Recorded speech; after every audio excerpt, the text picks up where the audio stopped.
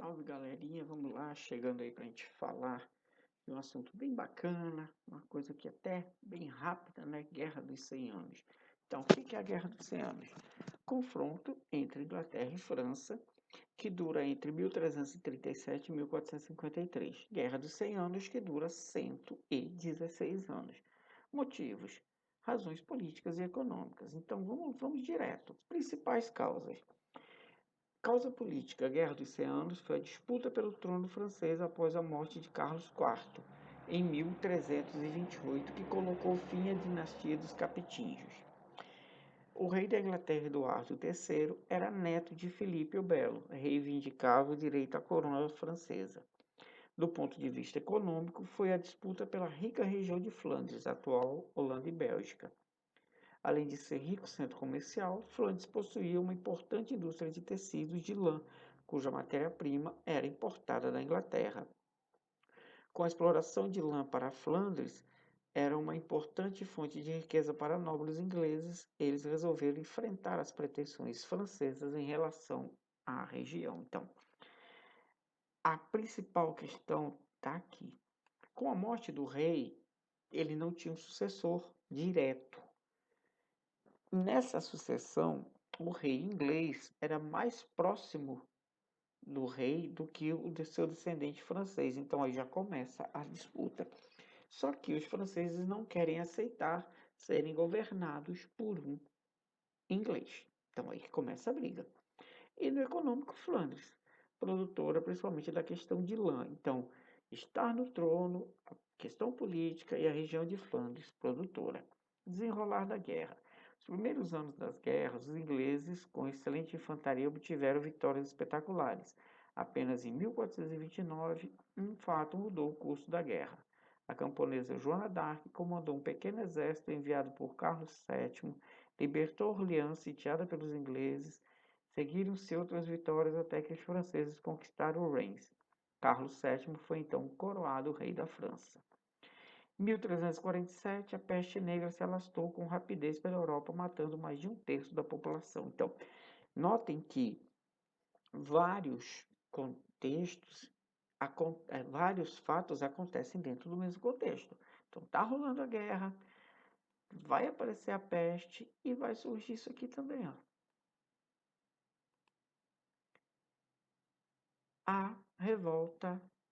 As revoltas camponesas. Então, apesar de estudarmos isso separadamente, foram três fatos que ocorreram praticamente ao mesmo tempo dentro da Europa.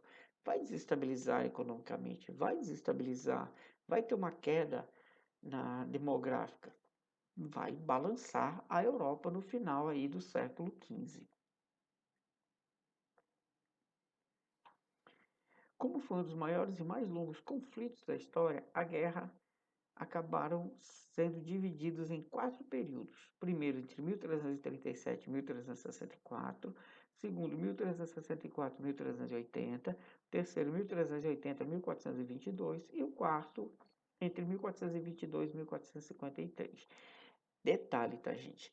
Não é que foram 116 anos de batalhas seguidas, todos os dias. Foram 116 anos da declaração de guerra até assinarem o Tratado de Paz. Tá? Então, momentos de conflitos, para-se, problema com a peste, cuida da peste, volta para a guerra, problema das revoltas camponesas, cuida dos camponeses, volta para a guerra, e assim eles vão se desenrolando.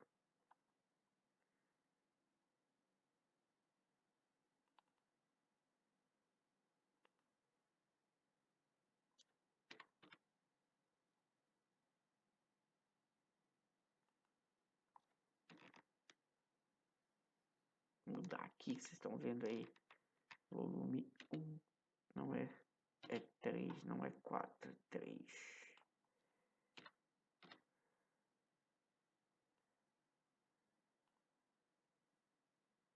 Então, vamos lá, vou ficar certinho aí. Então, primeiro período, né? Então, Filipe VI exerceu um intenso assédio ao litoral inglês por vários meses, até que foi derrotado em 1340. As duas vitórias garantiram a Eduardo III posições importantes no norte da França, conseguindo manter o Canal da Mancha Canal da Mancha é o que faz a travessia, né, de Inglaterra para a França, sob total controle. Entretanto, o rei da Inglaterra teve o apoio financeiro dos grandes mercadores de Flandres. Então, o duque da Bretanha voltou-se contra a monarquia francesa. Vamos lá. Segundo período. Sob o comando de Carlos V, os franceses, graças à união dos exércitos, conseguiram recuperar maior parte do território medieval que havia perdido no Reino da França. Então, aqui no primeiro momento, eles perdem território para os ingleses. No segundo momento, eles conquistam de volta esses territórios. Terceiro momento, durante 2 décadas do século XIV e as décadas iniciais marcadas pelas disputas internas dos países, onde no caso a Inglaterra aconteceram as rebeliões camponesas. Então, olha aquilo que eu disse. Quando eles estavam preocupados com a guerra, os camponeses, coitados, passando fome, morrendo de peste, resolvem se rebelar e vão criar um tumulto muito grande dentro da Europa, não só na França, mas na Inglaterra, em vários lugares. Muitos nobres vão morrer, muitos castelos serão invadidos, muita coisa vai acontecer aí. Quarto período e último período, né? Aí vai ser quando surge Joana d'Arc, tá? Não se tem ainda assim uma noção certa.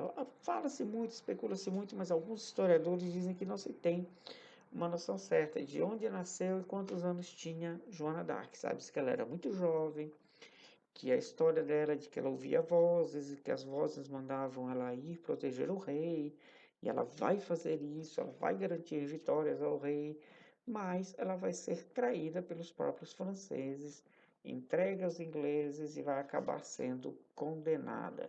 Então, as vitoriosas de Joana d'Arc estimulou o nacionalismo francês. A jovem camponesa foi o estopim para o renascimento da França como nação. E aí começa aquela questão. Várias pessoas veem aquilo, poxa, uma camponesa, uma jovem, uma mulher lutando pelo nosso país. E muita gente vai para a luta. Só que aí vai ter a questão da traição. Temendo a popularidade de Joana d'Arc, os ingleses prenderam a heroína. Ela foi julgada por um tribunal religioso, acusada de bruxaria e heresia. Foi condenada a ser cremada viva em 1431. Então, quem teme essa popularidade não são os ingleses, né? São os franceses. Aí os ingleses vão prendê-la, vai haver uma traição, vai ter uma batalha, o rei não vai cumprir com o acordo, não vai mandar os exércitos pedidos por Joana e ela vai ser capturada. E aí ela vai ser condenada pela igreja. Depois de alguns séculos, né, 500 anos depois de Joana d'Arc ser cremada pela igreja, houve o arrependimento e a igreja canonizou. Hoje ela é considerada Santa Joana d'Arc. Tá? Então, foi uma heroína em vida e foi canonizada pelo Papa em morte. Então, principais batalhas, né, e suas datas. Batalha de Sluis, 1340. Batalha de Crécy, 1346.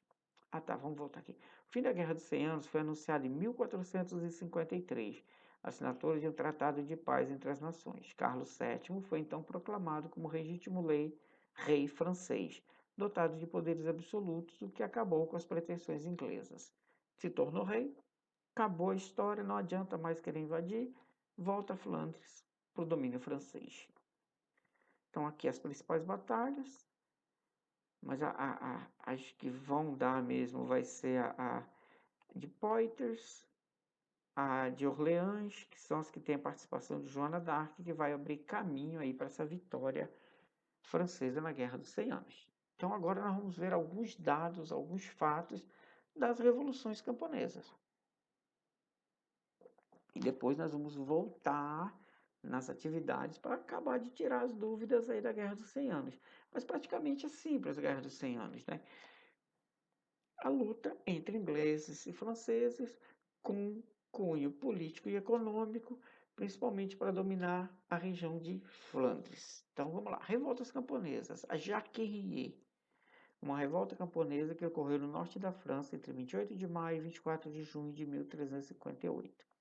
Durante a Guerra dos 100 Anos, a designação de Jacques Bonhomme, expressão idiomática francesa de conotação paternalista que designava genericamente um camponês, que posteriormente foi usada pejorativamente, equivalendo a João Ninguém.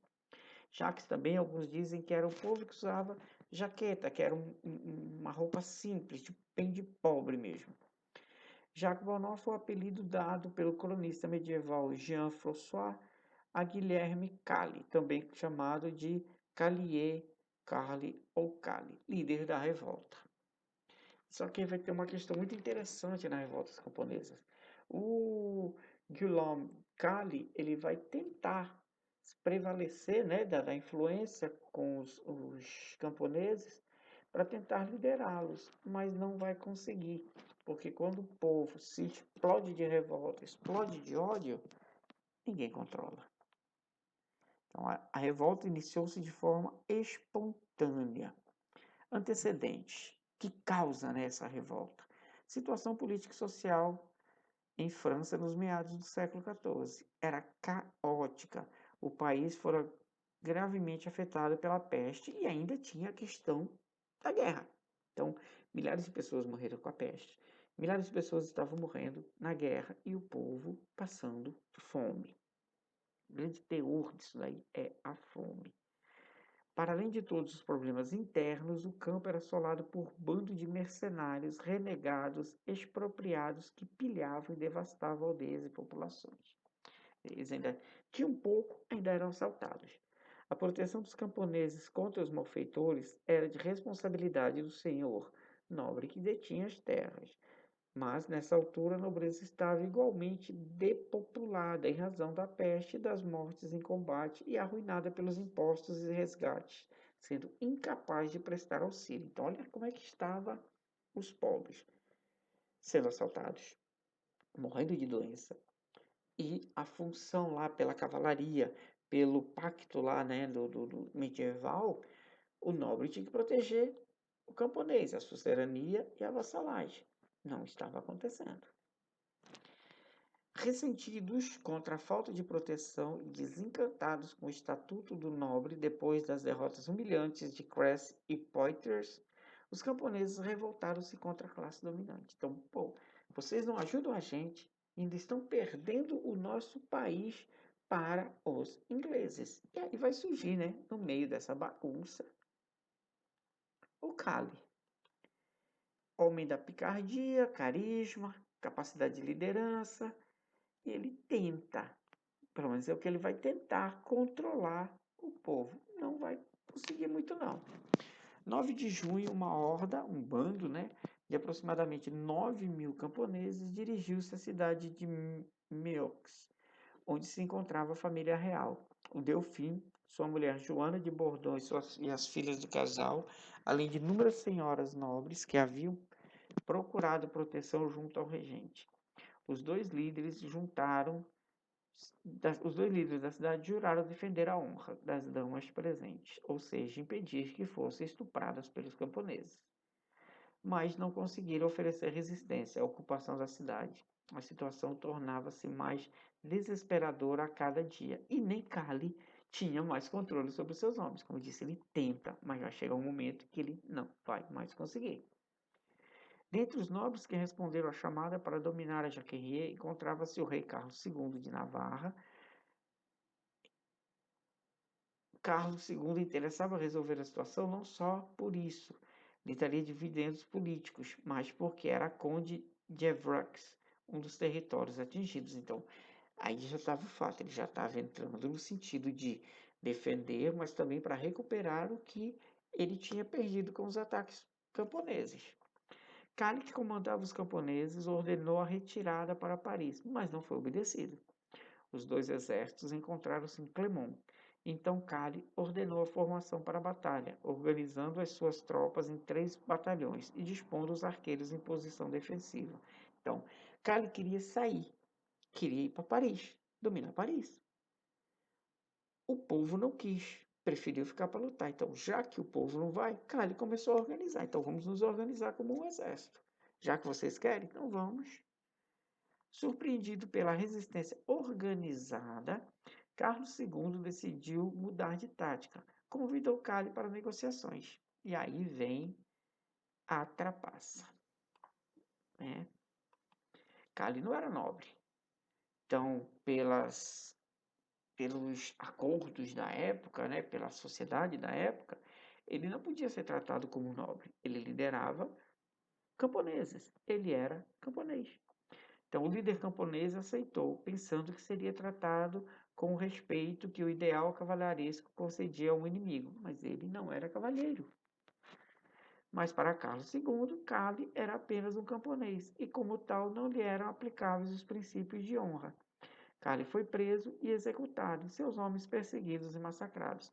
Então, ficaram sem comando.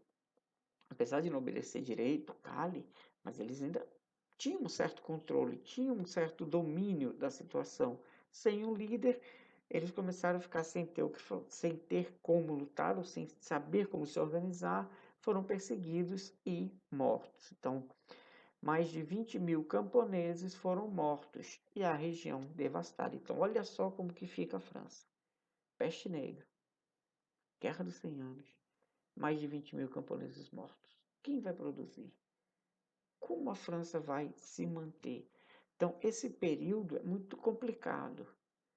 Esse período de início da Idade Moderna, quando eles partem para as descobertas, das navegações, buscar alguma coisa, eles estão muito desesperados. Consequências. Então, vamos para as consequências. Depois da peste, da fome e do banditismo que já assolava a região, a repressão da Jacquerie foi um fator adicional de agravamento do problema demográfico. Muita morte, poucas pessoas sobraram vivas. Os campos férteis do norte de França perderam ainda mais trabalhadores, o que resultou em mais fome e pobreza. A classe camponesa não foi a única afetada. Sem homens para trabalhar as suas terras, os próprios nobres acabariam por perder muito do seu rendimento. Em Paris, a liderança de Etienne Marcel ficou seriamente comprometida pelo seu apoio à revolta. O preboste acabou assassinado pouco tempo depois, o que consolidou a posição do Delfim como líder nacional. O poder senhorial endureceu e nenhum outro movimento surgiu em decorrência da Jacquerie. A monarquia estava com campo aberto para se tornar absoluta. Logo após ser coroado, Carlos V inicia a construção da Bastilha. Então, o que é a Bastilha? Bastilha é uma prisão, é um calabouço construído praticamente embaixo do castelo em Paris, onde principalmente prisioneiros políticos eram jogados lá. Raramente uma pessoa que era presa na Bastilha voltava à liberdade, certo? Então, fechamos aí, né, o nosso conteúdozinho de Idade Média, né, do final da Idade Média aí, Baixa Idade Média. Já tínhamos falado da peste negra, agora vimos como se deu a Guerra dos 100 Anos e as revoltas camponesas. Então, três fatos que ocorreram no mesmo período que assolaram a Europa, que foram responsáveis diretamente, foi o início do fim de todo o sistema feudal, toda aquela estrutura feudal, daquela sociedade estagmental que já durava quase 1000 anos. Tá certo? Então é isso, gente. Valeu e até a próxima.